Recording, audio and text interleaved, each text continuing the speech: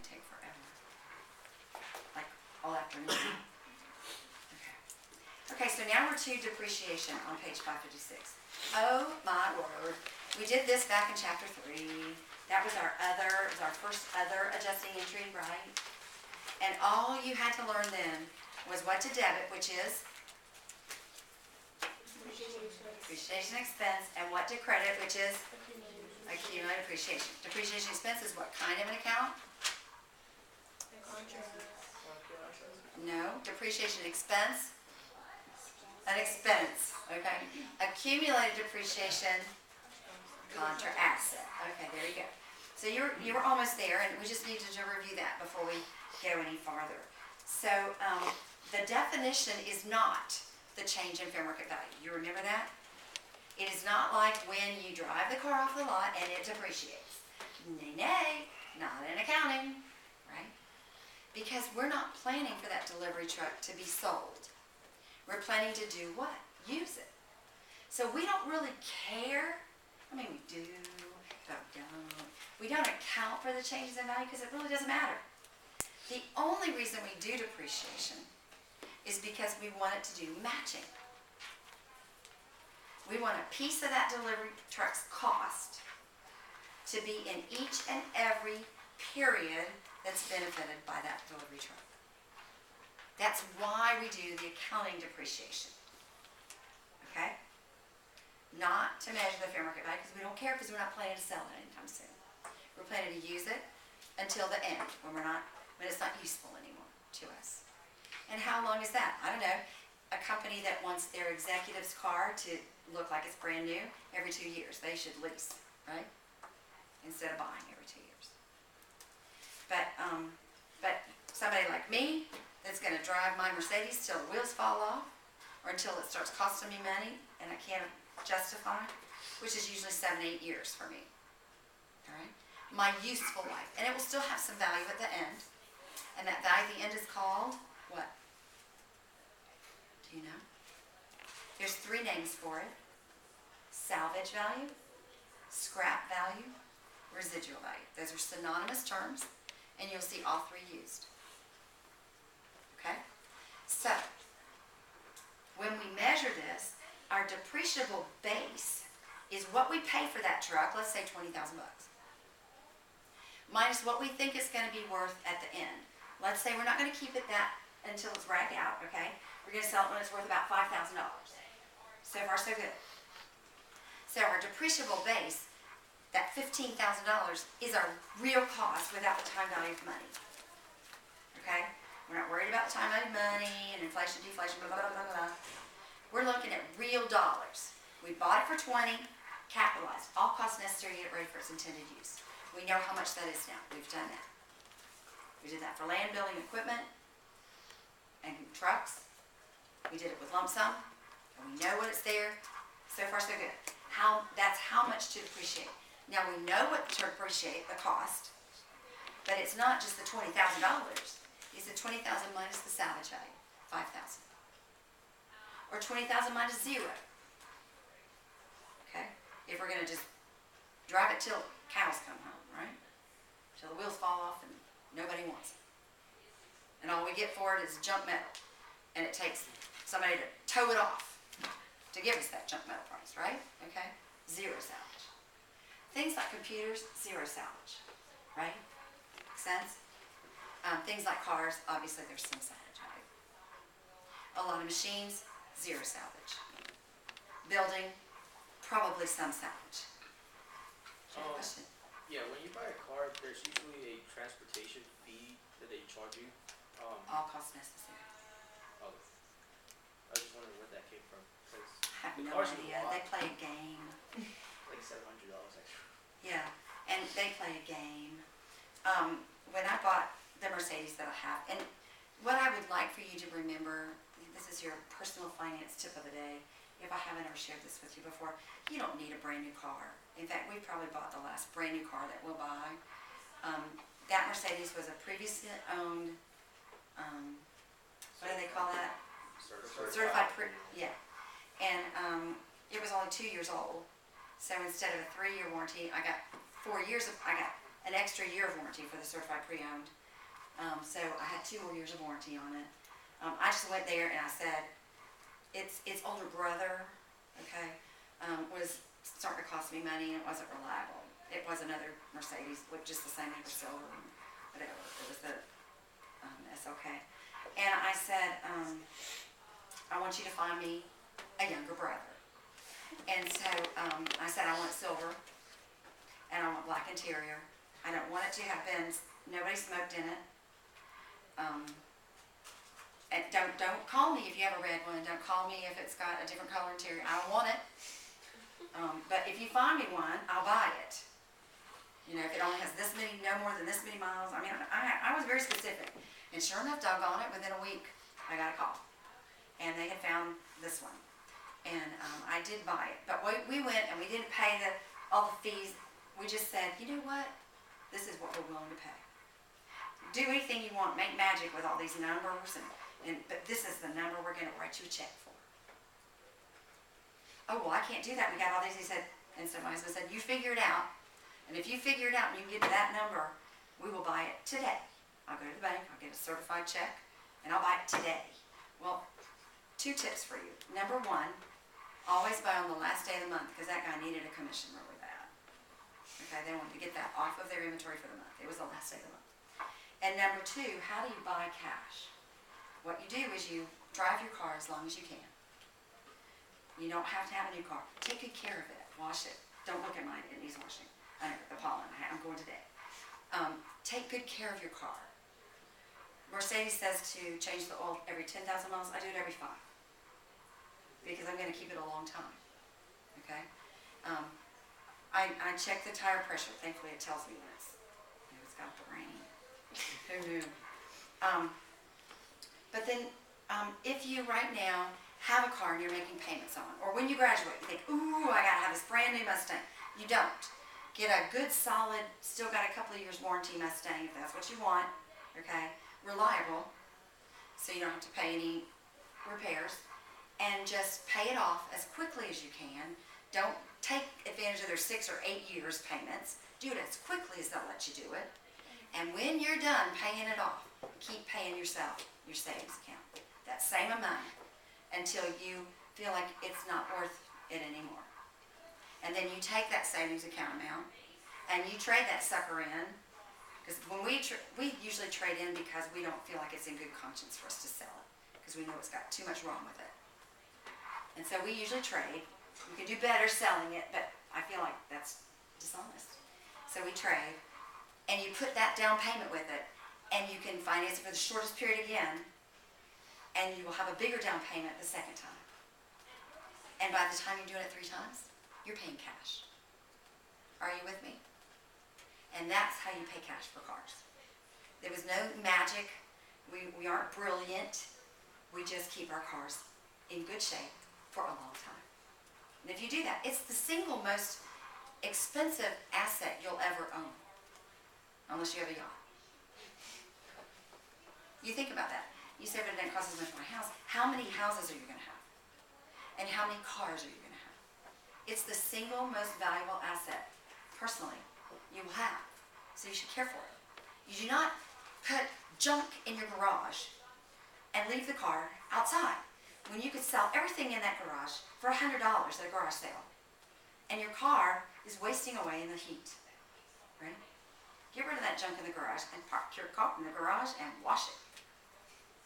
That's your tip for the day. What dealership were you at, by the way? Just out of curiosity. It was the, At Fields, or? yeah. Okay. Because Fields BMW wants to rip me off every time I go in there. Well, we didn't let them. We knew what it was worth. And across the street from where Fields used to be, Yeah. this is, any of you that have,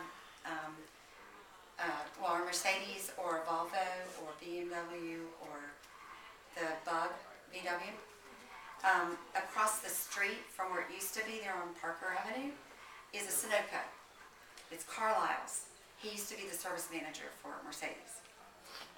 And he got tired of overcharging for unnecessary and whatever services. So he bought the service station across the street. And he's an honest, if you're looking for a good repair person, He will not sell you something you don't need. It's good to know, because you have. He's awesome. He's awesome. Yeah, at Fields, one time I went there and they see me in a suit and I'm bringing it in for just oil change, which they did for free for 3 years or whatever, you know, the older brother one. And so I brought it in and he said, oh man, we can't let you leave here without doing this and this and this and this. You know, you need brakes. You've got to have a new battery and new battery cables. There's corrosion there. I said, you know, thank you. Let me call my husband. And I could see his face fall right off of his head. Just slid right off. I said, he's works like 6 minutes away. So Gary came and he said, what are the things you say you need? And you need this and this and this. Well, the battery was corroded. All you have to do is get baking soda. Yes. Thank you. He said, I can do that. You know, and I could do this, and we didn't do anything. And then I took it across the street to Carlisle's. He said, Lynn, you probably do need to get this done within the next 2 or 3 months. But there's nothing urgent, and all those other things are unnecessary. There you have it. So, I will send him your business if you will just go to him. He's a really nice guy. And across the street, there's another service station, and I understand that they have a very honest mechanic as well. Yeah, Fields is a ripoff. Yeah, I'm not saying it's a ripoff, but when in the downturn, when they weren't selling a lot of Mercedes because of the economic recession, all they could sell then was services. So they were selling a lot of services. I'm not sure that that's happening today, but I felt that way. They definitely are, because last time I was there, I brought it in for an oil change, and they told me I needed to replace my stability control module, which is a $5,000 piece. My car's worth about like 6 or 7, so I was not about to. I mean, it's like You're just gonna let it die. I'm just gonna. It's like 003 X5. It's not Yeah. worth it. So. Yeah. No, be very careful. When you have service from a dealership, sometimes they have to. You know, especially if it's a beautiful dealership with lots of overhead, right? And they got to pay for that. If they're not selling cars, they got to pay for it somehow. Renovations in Fields right now. Yeah. They're doing work. Not Yeah. gonna go there. So it's scary. And I'm just telling you from my personal experience, and I'm not slamming them. They're a great dealership, and I will buy my cars from them. I will always buy my cars from them. I'm a Mercedes diehard now. So, and I think wonderful, great things of them about buying a car and the certified pre-owned. But I just don't let them do my service after the free stuff goes away. Warranty and free. Okay. All right, so, anyway, where was I? How did we get off on that? Depreciation. Okay, so we're going to measure this, and we're going to do several different methods. The factors for all of our methods are on page 556. We're on 556 now. So what is depreciation? How is it computed? It is simply a way of getting the cost of that into the periods benefited. It's the accrual. It's a matching. You match a piece of that $15,000, 20,000 minus 5,000. You put a piece of it into the 5 years you're going to use it. It was useful life. That's what we're talking about. Okay. And then I gave you your tip of the day. So that's how you're going to have. When you're my age, you'll be buying cars for cash, right? And you can negotiate a lot better for that. All right. So that $15,000. How would we do that? Well, if it's 5 years, the easiest way would be a fifth, a fifth, a fifth, a fifth, a fifth, right? So $3,000. Boom, boom, boom, boom, boom. That's the easiest way. That's called straight line. You've learned one method. Yeehaw.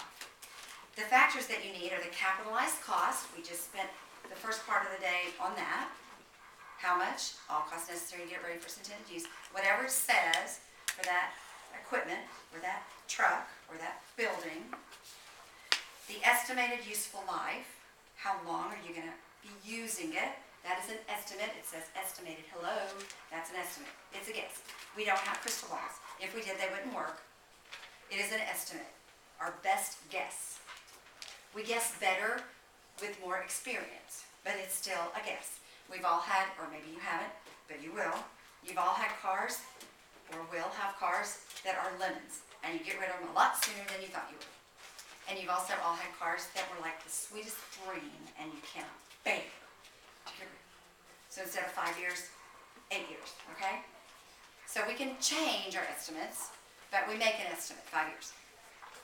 And then the residual value, also called scrap value, also called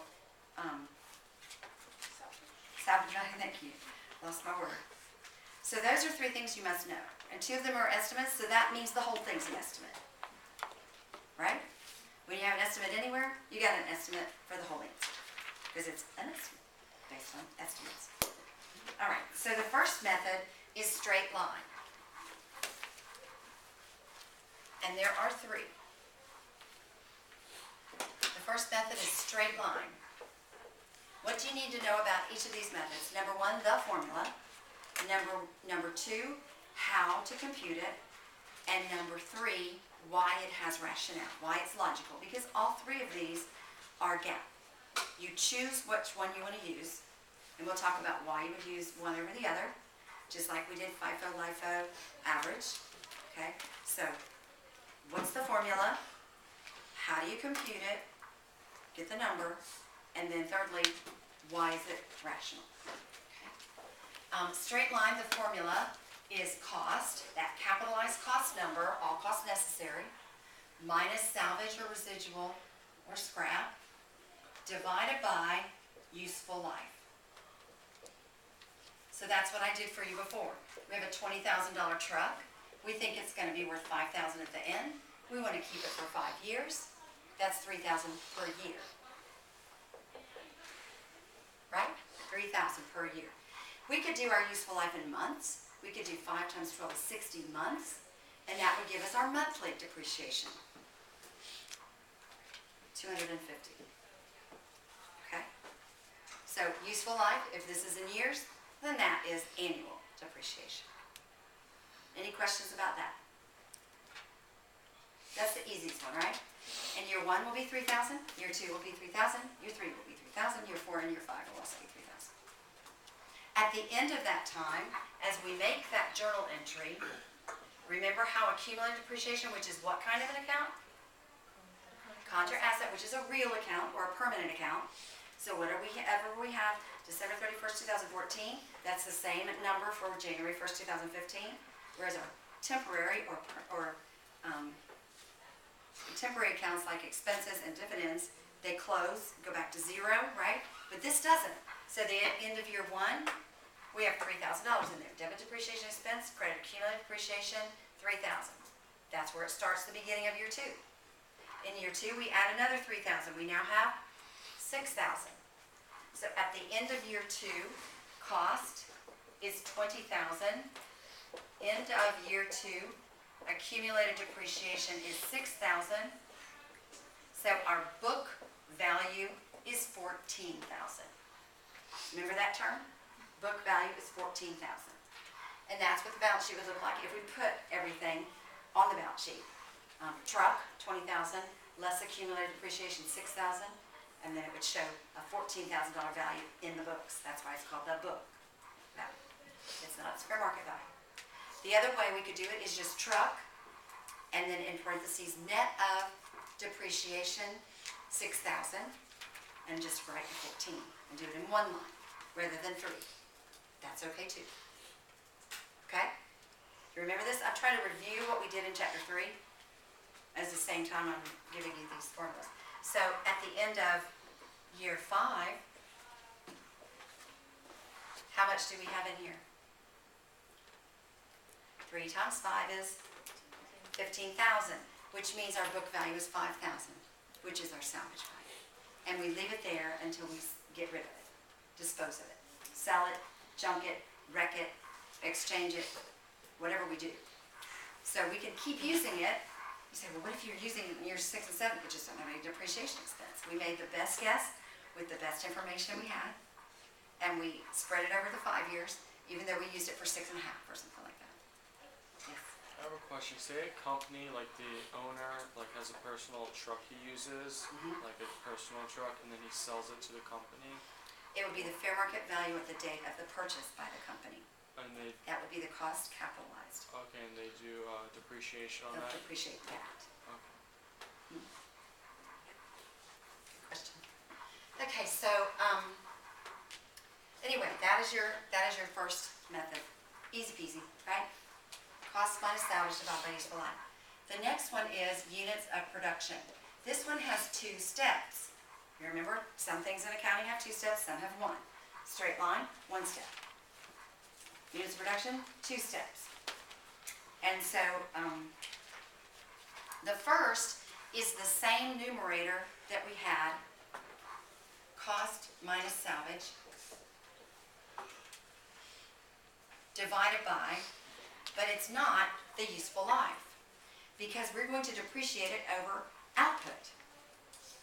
For a copy machine, how many copies do we think this machine can actually make in its whole life?